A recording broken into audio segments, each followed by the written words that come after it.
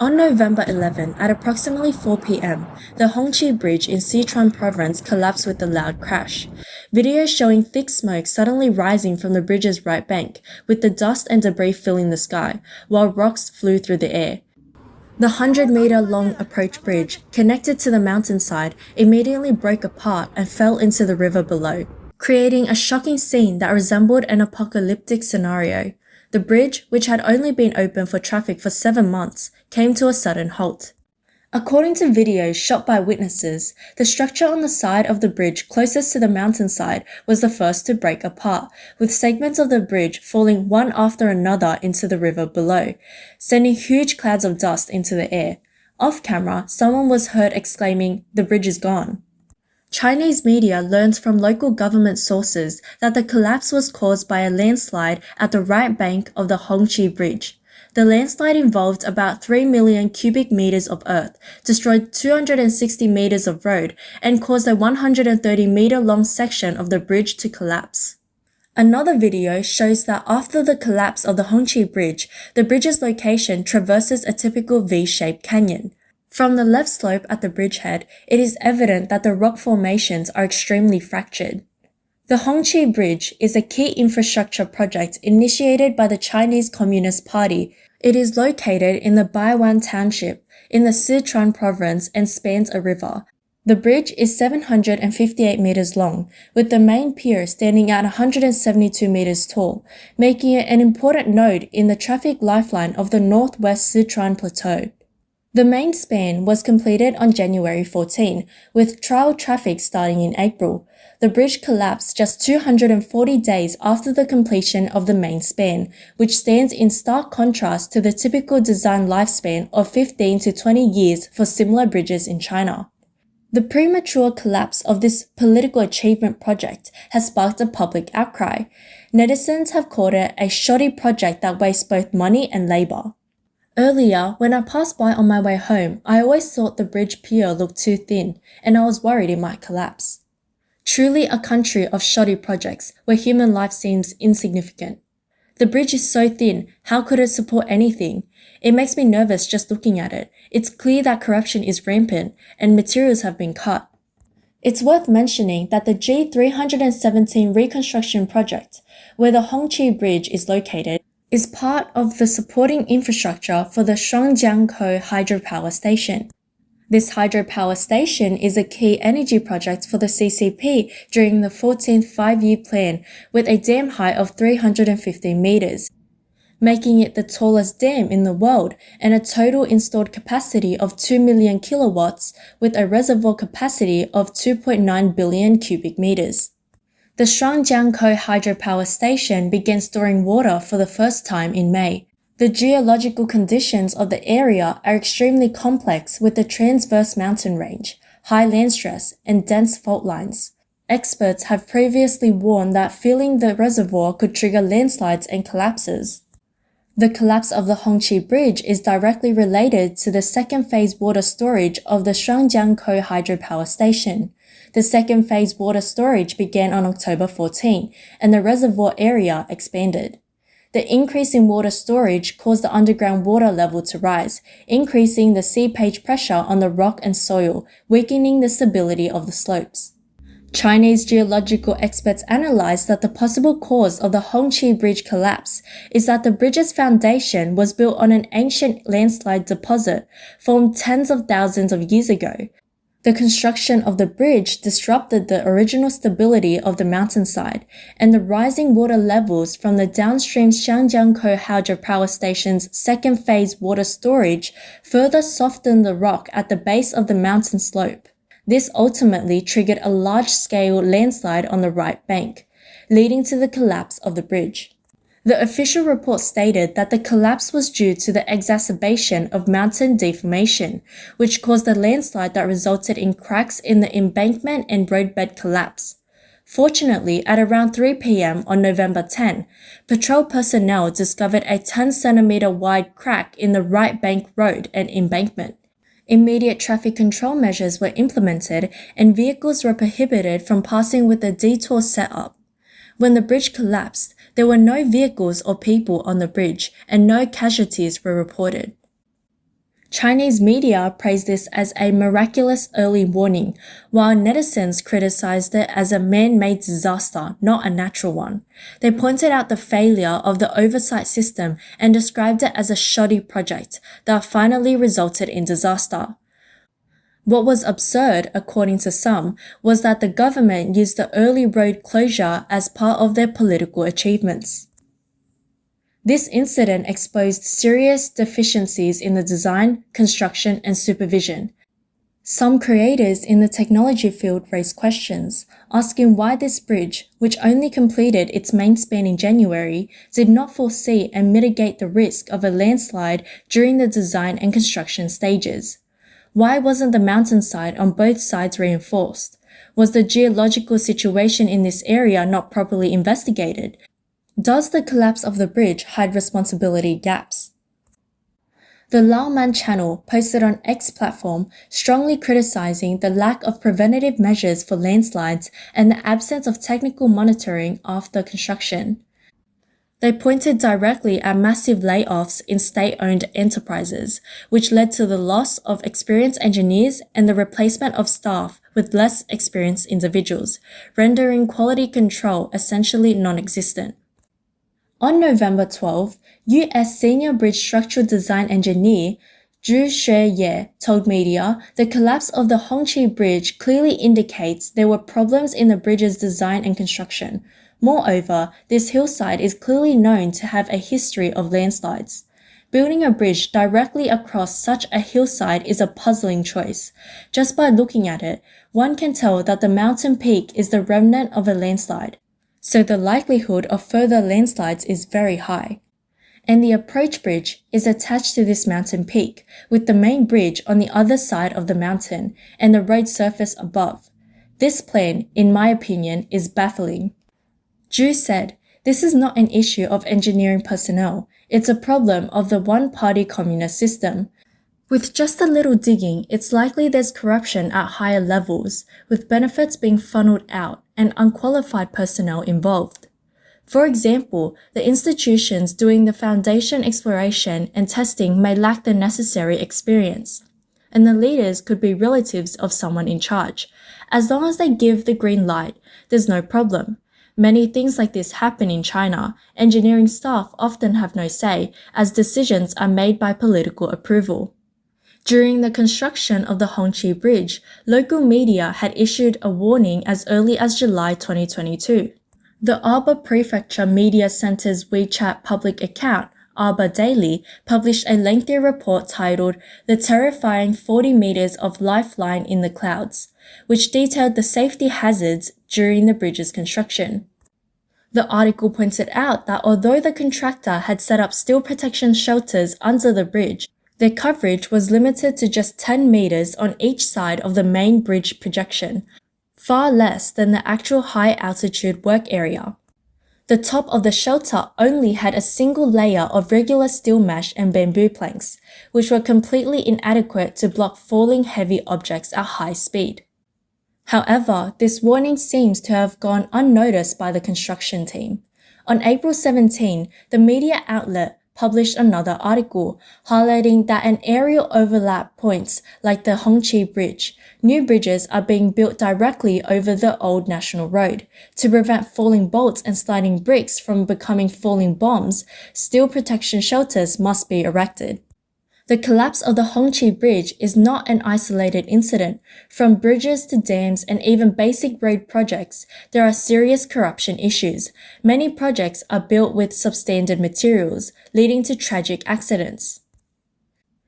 At around 3 a.m. on August 22, during the construction of the Yellow River Bridge on the Sichuan-Qinghai Railway in Qianzhou County, Qinghai Province, steel strands suddenly snapped, causing the 108-meter steel beam main arch rib to collapse and fall into the Yellow River. At the time, 15 construction workers and one site manager were working on site. The accident occurred when the steel cable broke suddenly, causing the bridge deck to lose its tension. The 108-meter steel beam main arch rib collapsed in seconds, and part of the bridge deck fell instantly. Several construction workers fell from different platforms, and the collapse of the steel beam occurred within 3 seconds. The incident resulted in 12 deaths and 4 workers missing. According to media reports, the construction company had planned to invite the press to the bridge completion ceremony on August 26. Netizens criticized. This is what they call China's speed, working 24 hours a day to meet deadlines. Most of the accidents occurred during the night shift. On June 24, in Sandu Country, Guizhou Province, the approach bridge of the Hongqi River Grand Bridge on the G76 Xiaorong Expressway collapsed due to a mountain landslide triggered by continuous heavy rainfall. When the accident occurred, the front of a truck was hanging off the broken bridge surface. Fortunately, the driver was rescued. 3 construction vehicles fell under the bridge. On April 23, a fire broke out on the Chaibao River Bridge in Xunyi District, Beijing, causing part of the main span to collapse, resulting in a direct economic loss of 16.3 million yuan. On February 26, a netizen posted a video revealing that a newly constructed highway in Chuzhou City, Zhejiang Province, had already cracked and the roadbed had collapsed, even before it was open to traffic. Local government officials responded to the media, stating that the road was actually a village road, not yet open or inspected, and that the personnel had been dispatched to investigate. Later, the video poster said that the local officials contacted him, demanding that he delete the video. On February 23, a guardrail on a riverbank in Chengdu City, Sichuan Province, was exposed to contain foam as filler material. The guardrail, which was supposed to provide protection, had turned into a paper tiger, vulnerable to collapsing at any moment. Local citizens expressed shock and anger over the revelation. On February 15, a netizen from Jingzhou City, Hubei Province, posted a video showing that a newly completed bridge in Zhaojiaying village in Jiangling Country had already tilted shortly after it opened to traffic. The Jiangling Country Water Conservancy and Lakes Bureau reported that the bridge's 2 piers had settled, causing partial tilting of the bridge's surface, and that emergency repairs were underway. Villagers said that one section of the new bridge had not been piloted with piles. Just half a day after opening, the traffic was halted and no large vehicles were allowed on, one villager commented. A netizen added, "I've worked on bridges my whole life. This is the first time I've heard of bridge piers not being piloted. Luckily, there were no heavy trucks, or it would have been disastrous." China's highway construction speed is the fastest in the world, yet the specter of tofu dregs projects lingers across the country, with numerous tragic accidents as a result. A painful example of this was the landslide disaster on the Meizhou-Dapu Expressway in Guangzhou on May 1, 2024. An 18-meter stretch of the road turned into a deep pit, leading 12 vehicles to fall, many catching fire. Thick smoke poured from the scene. Rescue efforts were extremely difficult. The disaster resulted in 52 deaths and 30 injuries, but was quickly classified by the authorities as a natural disaster, sparking widespread public skepticism. When tofu dregs projects become the norm, natural disasters merely act as a trigger. Human error is the real culprit. A survivor recalled that when the 9th vehicle fell, flames shot up from the pit, accompanied by constant explosions. The passengers that night was very fortunate. One brave driver saw the problem ahead, blocked the road with his truck, and stopped the following vehicles. None of the vehicles that fell were large buses or carrying hazardous materials, which helped limit the death toll to just over 50. The majority of the victims were migrant workers returning home for the holidays. They had driven hundreds of kilometers from places like Longyan City, Fujian Province, only to find themselves trapped in mud and flames instead of reaching the warmth of their homes. This tragedy reflects the deep-rooted issues in Chinese infrastructure. Speed takes precedence over quality. Political achievements trump safety. The corruption chain, from design and construction to supervision, affected every stage. Although dozens of people were held accountable in the reports, none faced criminal charges. Insiders revealed that the expressway was built with an investment of 6 billion yuan. but was rushed into construction in a mountainous area with complex geology, using improper roadbed materials and lacking adequate protective measures. On July 19, 2024, a heavy rainstorm in Jiashui Country in Hongqi Province caused the collapse of a bridge on the Daning Expressway's Shui-Yang section. The collapse led to 25 vehicles falling into the river, resulting in 62 people dead or missing. On August 3, 2024, a bridge collapsed on the Ya'an-Kangding Expressway. As it occurred in the early morning hours, the casualties were relatively fewer. Only 4 vehicles and 11 people were involved. However, the same mudslide also swept through a downstream village, where 17 people were reported missing. For decades, China has witnessed frequent quality issues across various engineering projects, shocking the public. In recent years, the frequent accidents involving China's wind power facilities also raised concerns about the safety of infrastructure. On November 9, a 100-meter-high wind turbine blade in Duchang Country in Jiangxi Province snapped and fell. The scattered fiberglass debris was blown by the wind. Witnesses reported seeing fiberglass flying all over the sky. The accident caused drivers passing by to flee in panic and highlighted the safety issues within the wind power industry once again. A video from the scene showed the weather was gloomy with strong winds. The broken turbine blades were scattered across the ground, and the turbine itself was visibly swaying. A witness recorded hearing a loud noise, initially thinking it was a truck unloading goods. Upon getting out of the vehicle, they were shocked to discover the wind turbine blade had been damaged. After the incident, the responsible authorities intervened in the emergency response, securing the area with barriers, while third-party organizations were investigating the cause. The public concern is that cleaning up the fiberglass debris is challenging, and rain and wind could spread it further. Nearby residents reported there is white fiber everywhere on the ground, expressing concerns that children might inhale it while playing. Some netizens questioned, given the size of these structures, which represent advanced technology in clean energy, why are they so fragile that they break so easily? Environmental experts pointed out that broken blades have turned into massive waste. If the resins and chemicals within them are washed into the soil and water sources by rain, it could cause further environmental issues.